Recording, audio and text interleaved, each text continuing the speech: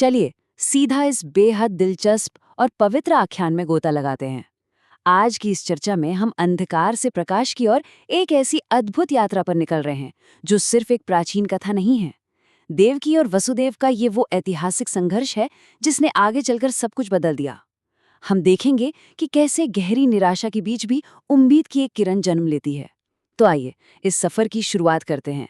एक ऐसी पवित्र घटना जिसने बार बार विश्वास जगाया है।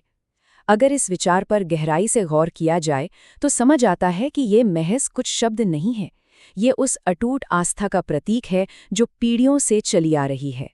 जब भी चारों तरफ खौफ या अन्याय का अंधेरा छाता है तो ऐसी घटनाएं याद दिलाती हैं कि कोई एक सर्वोच्च शक्ति हमेशा मौजूद है। ये विचार एक गहरा प्रभाव छोड़ता है और आगे की घटनाओं को समझने के लिए एक बेहद मजबूत आधार तैयार करता है। अब बढ़ते हैं हमारे पहले पड़ाव की ओर, भविष्यवाणी और आतंक, मथुरा का अंधकार। देवकी और वसुदेव का विवाह कितने उल्लास और जश्न का मौका था, है ना? लेकिन संत नारद की बस एक गंभीर भविष्यवाणी ने पूरी तस्वीर ही बदल कर रख दी। भविष्यवाणी ये थी कि देवकी का 8वां बेटा ही कंस का काल बनेगा। इस एक चेतावनी ने कंस के भीतर ऐसा खौफ पैदा किया कि उसने अपनी ही सगी बहन और बहनोई को एक अंधेरी काल कोठरी में डाल दिया। सत्ता का नशा और मौत का वो अनजाना डर इस कदर हावी हुआ कि वो हर नवजात बच्चे को बेरहमी से मौत के घाट उतारने लगा। ये निरंकुशता और दहशत की चरम सीमा थी। और यहीं से कहानी एक नया मोड़ लेती है। एक अद्भुत मध्यरात्रि, एक ईश्वरीय हस्तक्षेप। रात के ठीक 12 बजे का वो सटीक और रहस्यमयी पहर, दिन भर के उस खौफनाक शोर शराबे और आतंक के बिल्कुल उलट ये आधी रात अपने साथ एक अजीब सी शांति और जादुई ऊर्जा लेकर आई। यही वो ऐतिहासिक क्षण था जब श्री कृष्ण का जन्म हुआ। ये काफी दिलचस्प है कि नियति ने अपने सबसे बड़े चमत्कार के लिए रात के सबसे गहरे और शांत हिस्से को ही चुना, जो एक बिल्कुल नई शुरुआत का प्रतीक था।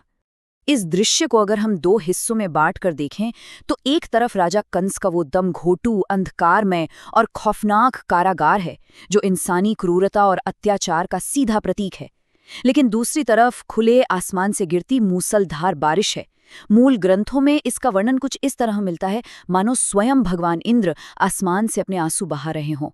तो एक और इंसान की बनाई वो बंद दीवारें हैं और दूसरी ओर प्रकृति और ईश्वरीय शक्तियों का वो असीम हस्तक्षेप जो इस नए युग के जन्म का स्वागत कर रहा था।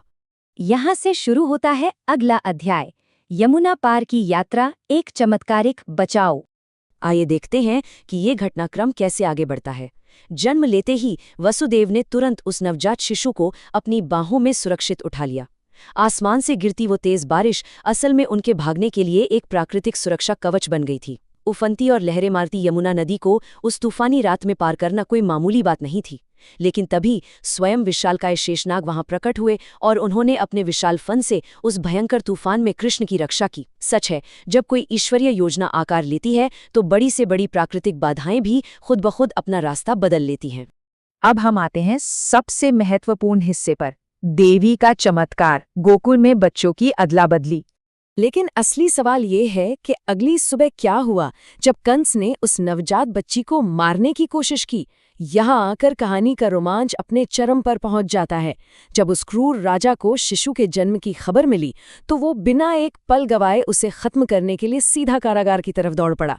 उसे पूरा यकीन था कि वो हर बार की तरह इस बार भी कामयाब होगा, पर उसे इस बात का जरा भी अंदाजा नहीं था कि उस कालकोठरी में उसका सामना आखिर किस शक्ति से होने वाला है। जो बात यहाँ सबसे ज्यादा हैरान करने वाली है वो ये कि नंद बाबा की वो बेटी कोई साधारण नवजात शिशु थी ही नहीं, वो दरअसल एक देवी थीं। उन्होंने अपना वास्तविक रूप प्रकट किया और कंस की उस क्रूर योजना को पल भर में विफल कर दिया, जिससे कृष्ण पूरी तरह सुरक्षित रहे। कंस, जिसे अपनी क्रूरता का अगला शिकार मानकर चल रहा था, वो वास्तव में एक अजेय दैवीय शक्ति थी। इस एक चमत्कार ने सिर्फ कंस के अहंकार को ही चकनाचूर नहीं किया, बल्कि ये भी पक्का कर दिया कि अब कृष्ण पर कोई आँच नहीं आने वाली। और अब हमारे सफर का अंतिम पड़ाव, मानवता के लिए आशा, दिव्य प्रकाश की विजय। सबसे अहम बात जो हमें समझनी चाहिए वो ये है कि कृष्ण का जन्म सिर्फ एक परिवार तक सीमित कोई घटना नहीं थी, बल्कि यह पूरी मानवता के लिए उम्मीद की एक बहुत बड़ी किरण बनकर सामने आया। इस पूरी घटना ने ये साबित कर दिया कि संसार का बड़े से बड़ा अत्याचार या क्रूरता सत्य के प्रकाश को हमेशा के लिए कभी नहीं दबा सकती। बुराई बाहर से चाहे कितनी भी ताकतवर क्यों न लगे, अच्छाई की एक छोटी सी किरण ही उसे जड़ से मिटाने के लिए काफी होती है। क्या आज के इस दौर में भी चारों तरफ फैली निराशा के बीच हमें ऐसे ही किसी प्रकाश और उम्मीद की दरकार नहीं होती? इसी विचारणीय प्रश्न के साथ हम आज की इस चर्चा को यहीं विराम देते हैं।